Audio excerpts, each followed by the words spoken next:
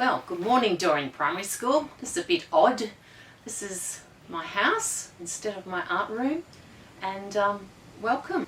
I've deliberately set this up because I want you to think about perspective. We were talking about perspective at the end of the term before holidays, and I set you a little task of doing a picture with some diagonal lines that lead you into the picture plane, into the composition, and create a sort of illusion of depth.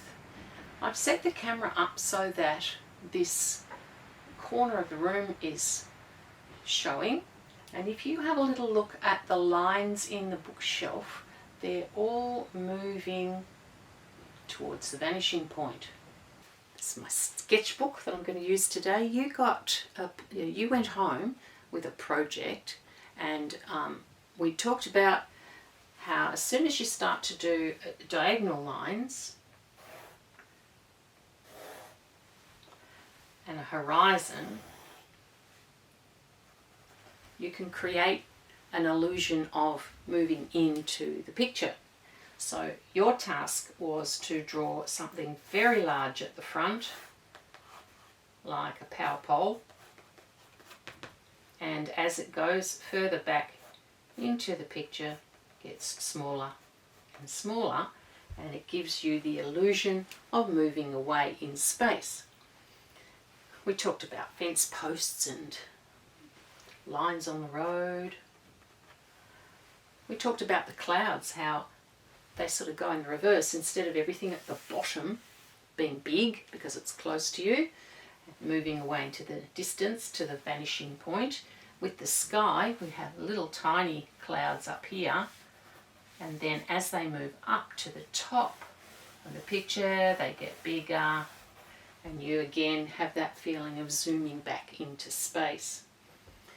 That was the task that you were set to have a little play around with, trying to make a feeling of depth in your flat piece of paper. The next project I'd like to set you is finding in your own house a corner. Just an empty corner would do. I've walked right around my house and I can't find one empty corner. I have stuff in every corner. I have shelves and I have pictures and I have all sorts of stuff in every part of my house, but a blank corner would be enough. I want you to look at the blank corner and draw the line where the two walls meet. I want you to look at the shape of the floor. Draw the shape of the floor. I want you to look at the shape of the ceiling, because that one's tricky. It's not what you always think it's going to be. So I'm not going to draw it. I want you to have a look at it. I want you to try and create a feeling of the corner of the room where it moves back to a vanishing point away from you. You could put some objects in the room if you want to, and have a good look at the sides and the edges and the angles, and see if you can work out what those shapes are doing. So that's your next task. Good luck. It takes a really long time to do a drawing, so I can't sit here and do the drawing in front of you, but I've taken some pictures of a couple of drawings I've done just of rooms. One of them, the little dog one, is a very quick little scribble with a bit of watercolour on top of it, and it's hopefully got a bit of perspective in it, because he's standing at the doorway and the corner of the room is the vanishing point. On the one with the couch, there's no diagonal lines that are really evident, but you'll sort of notice the edges of the couch move towards the background. It still draws you into the picture, and you can see there's a layer behind that's further back. In the picture of the lemon sitting on the table, the corner of the table provides that two diagonal lines moving into the distance, and that would be the vanishing point. So set yourself up, find a little spot. It could be a table, could be a chair, could be a corner of the room, and see what you can do following the lines that are in front of your face. Don't worry if they're not accurate. Don't worry about using a ruler unless that's the sort of drawing that you really like to do. But just see if you can create some distance on a flat piece of paper. Happy drawing! See you soon. Look forward to seeing it in your sketchbooks. Bye. I want to show you the work of this man, Paolo Uccello, who worked in the early Renaissance period, and you can look him up online if you want to and have a look at some more of his work. He was obsessed with perspective. Before the time when perspective was really understood in a mathematical sort of a way.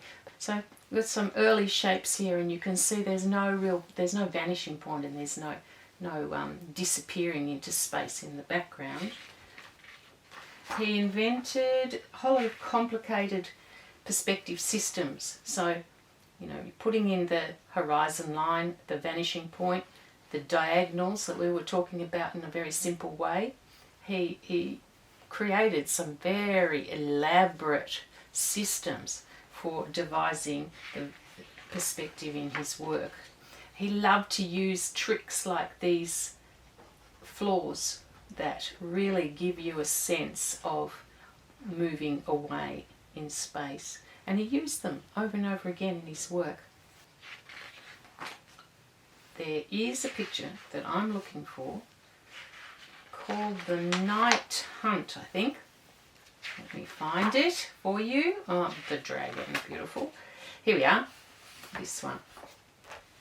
This is The Hunt at Night, actually, it's called.